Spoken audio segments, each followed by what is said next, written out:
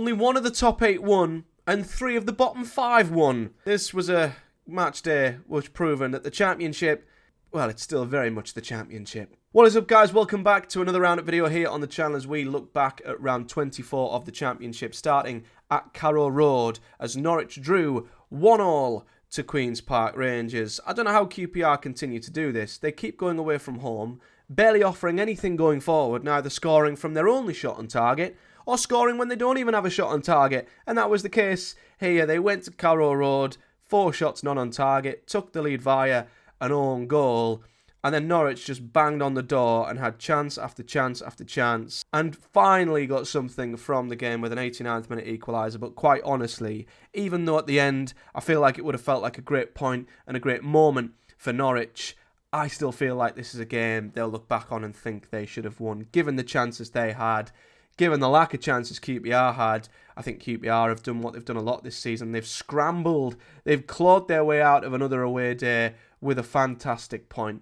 Credit to them, these could be huge points come the end of the season. As for Norwich, this is a home game. You'd have to think if they want to close the gap to playoffs, they should be winning, and I think it's definitely 2 points that got away from them. Preston 3, Sheffield Wednesday 1.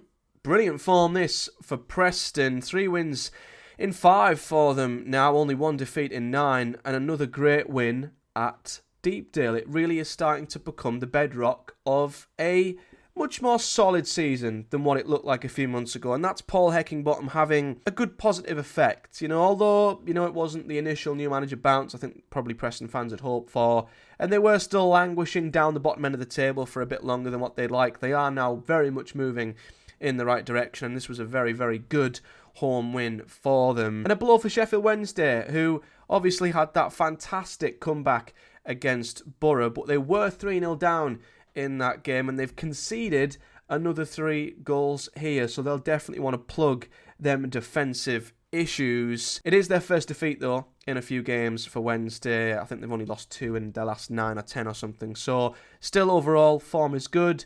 They'll definitely want to stop the goals from going in at this rate. Sheffield United 1, West Brom 1. Interesting. Blades have failed to win in back-to-back home games. I don't know how often that will happen this season, and I don't think it's anything too much to worry about. Sheffield United have gone through a mini blip before and recovered really well. I still think they will here. But West Brom went there and got a very, very valuable point, which I think in their position without a manager is fantastic. It's a great point. Not many teams will score, let alone get a point from Bramall Lane, so a brilliant point for West Brom. And I think looking at the stats, quite deserved. It looked like a relatively even game, to be fair. Sheffield United, well, it's 2 points dropped, isn't it? I think just down to the rapid pace at the top of the Championship. 1 dropped point, 1 draw just costs you at the top at the moment. And as I say, no wins in 2. It's a blip, but I think when it comes to the top of the table and the level they're all playing at up there, it is significant. So Sheffield United, they just need to get over this, get back to winning ways and make sure they don't slip too far away from the top 2, with Leeds obviously taking advantage, and we will get to that. So a point shared here, and definitely a much better point for the Baggies. Blackburn 0, Hull 1, the first of many shocks this weekend for the promotion and playoff pack. As I mentioned, Leeds are the big winners this weekend, and Blackburn, well, they were beaten by Hull, and that was a huge surprise. Hull, of course, have done all right under Ruben Selles. 2 wins, 2 losses and a draw. I think they are going to steadily get themselves to safety under him. I don't think they're going to do anything spectacular, but I think he will just calm things down, steady the ship, get them going in the right direction. But make no mistakes about it, this is a fantastic win for them at EU Park against Blackburn, who, as I sort of mentioned at the time, and I know a few Blackburn fans disagreed with me when I said it was very much a top 4 fight, they were putting themselves in the automatic promotion conversation. I was still a little bit cautious because of how streaky Blackburn can be, and it's sort of showing true here. They had that brilliant spell of wins, clean sheets.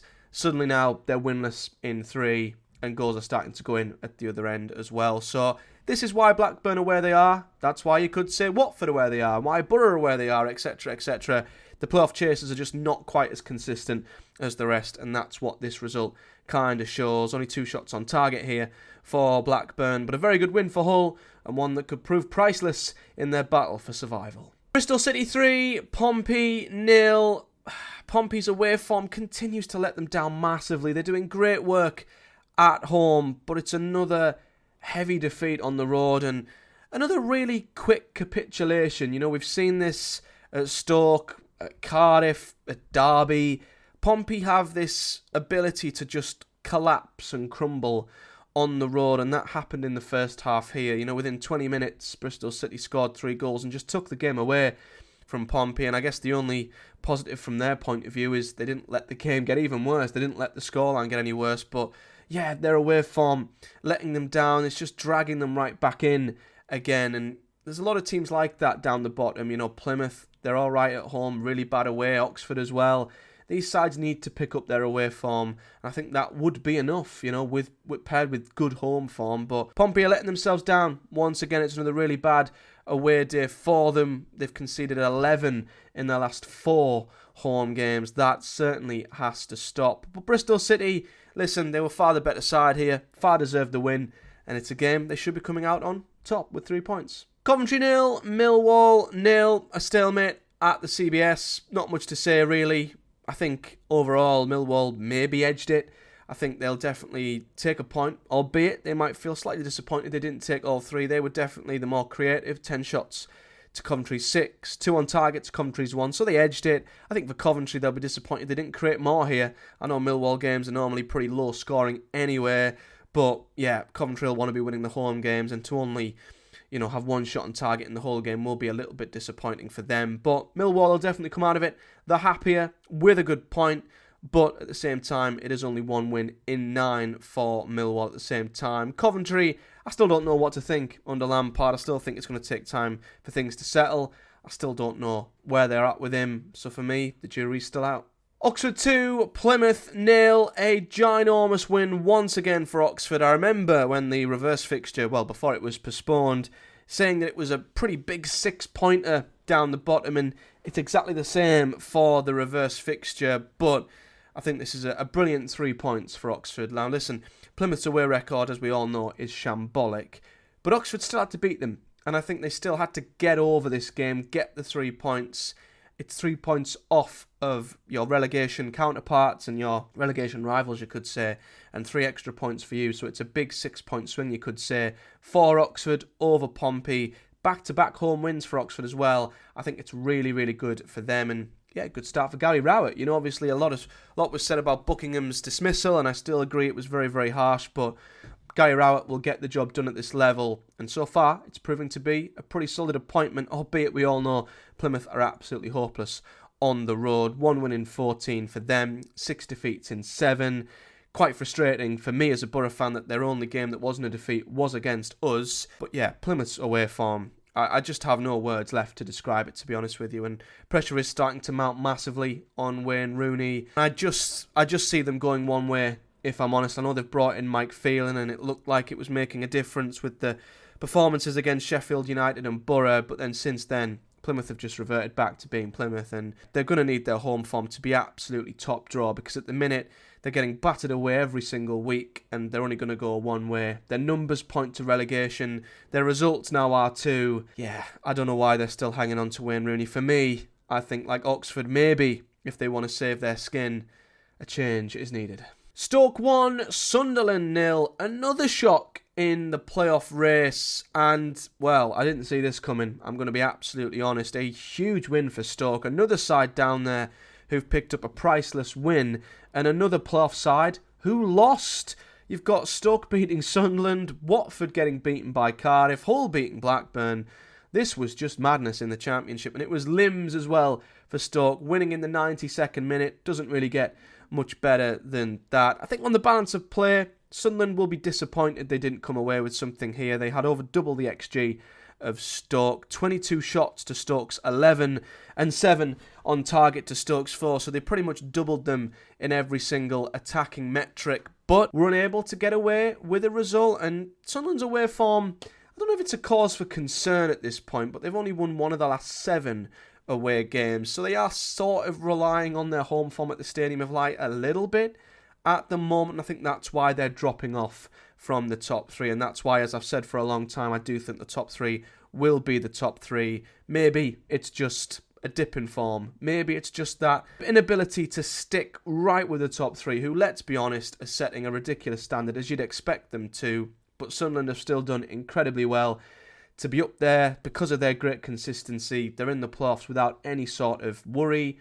And that's why the likes of Boro, Blackburn, Watford, West Brom are chasing and scrapping and are just clinging on and playing the sort of hokey-cokey with the top six at the moment, because they've not quite been as consistent as Sunderland, who have done well enough to be comfortably in the playoffs, and that's where I think they'll stay. Swansea 2, Luton 1. It looked like finally an away win for Luton Town, but Swansea turned it around, paired with a Luton red card. They got the win eventually in stoppage time, and listen, they deserved it. Luton had one shot on target in this game, which was the goal, and it was a gift from Swansea's goalkeeper. So it still was by far a competitive away performance from Luton. Yes, they led, and yes, they could have come out with a point right up until the 91st minute, but as always on the road, they were battered here. You know, Swansea, 22 shots to Luton's 4, 9 on target to Luton's 1. A ginormous dominance on the XG, 2.49 to Luton's 0.69. Swansea absolutely on the balance deserved to win this game, and I think got what they deserved in the end in stoppage time.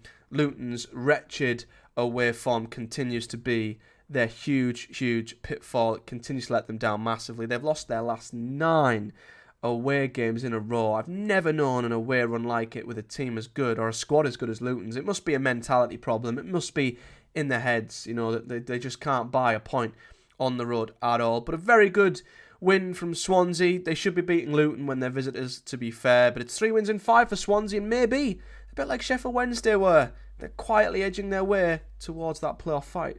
Watford 1, Cardiff 2. There's the third shock in the playoff race. Another playoff chaser defeated by a team in the relegation zone. A big win for Cardiff here.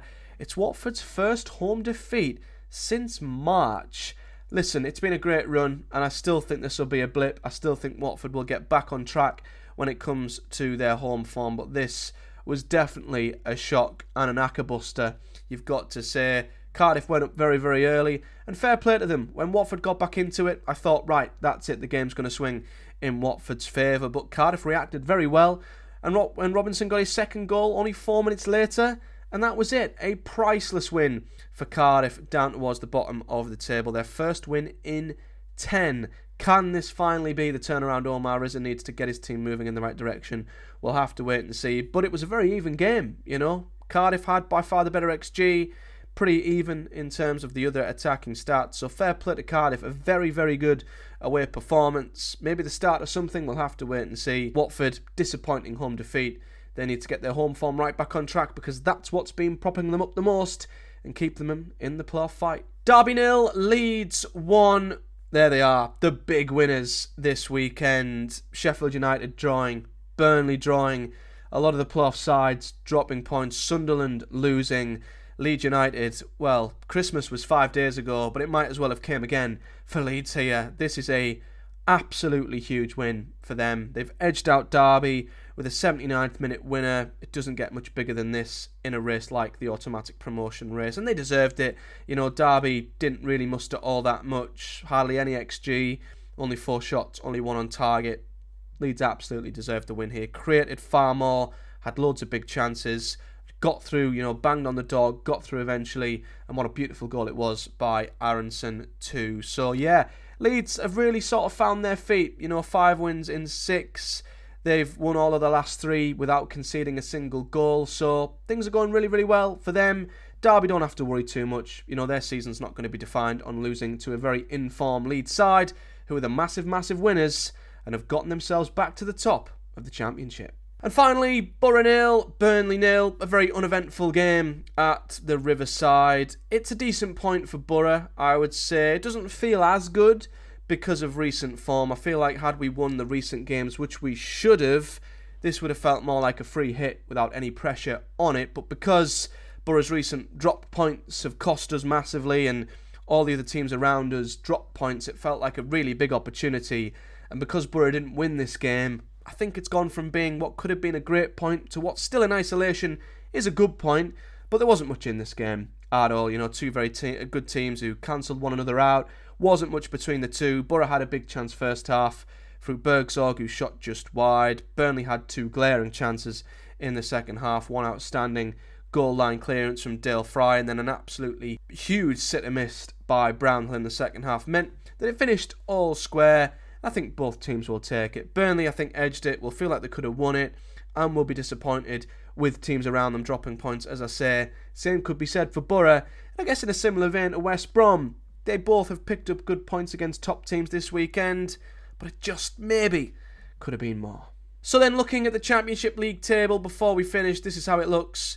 Heading into 2025, Leeds, as I say, are the huge winners and are now top by 2 points and clear of Burnley by 3. What a huge, huge win it is for Leeds United. Sheffield United remain in second, Burnley right behind them. A little 4-point gap has opened up to Sunderland, and I think that's quite significant, you know, down to the relentless nature of the top three and how, well, few and far between defeats are for them. Getting that 4-point gap closed down and overtaken, I think, is a bigger task than what it looks for Sunderland, but they're sort of like the West Brom last season. You know, they're sat in the playoffs comfortably, quietly, ticking over. No worries really for them. It's the playoff chase in behind, which is really, really intriguing, because Blackburn lost, Watford lost, which means Boro have crept in to 6th, but I'm still not getting too excited because the teams around us have games in hand. Of course, West Brom as well, right up there, like Boro, could have capitalised, but still got a good point.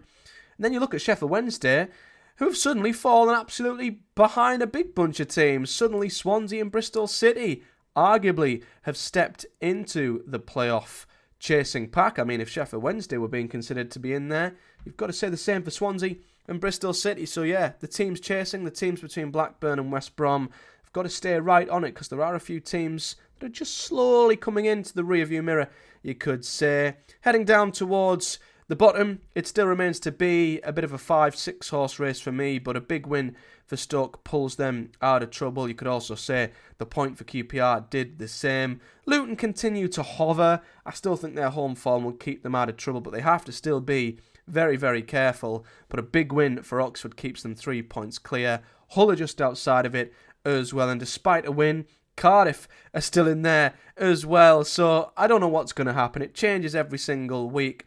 I think Pompey, they'll be okay. They still have them games in hand to rely on, but 2 points from safety.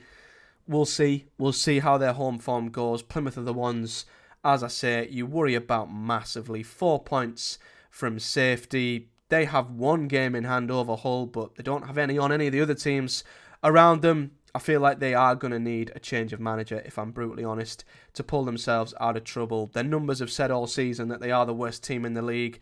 And as I always say, data levels out, and it's starting to level out for Plymouth, who might continue to get further cut adrift if things continue. But that's the Championship heading into 2025. If you've enjoyed the video, do hit a like on it. Thank you for all your support on the Roundup videos so far this season, and I'll continue to try and bring them every single game week as we go. Of course, there's another one only a day or two away on New Year's Day, so we will be back again on the 2nd of January to review whatever happens on New Year's Day in the Championship. But until then, if you've enjoyed the video, smash a like button, subscribe for more, and leave me a comment below with your thoughts on your team. But until next time, guys, do take care, and I'll see you all in the next one.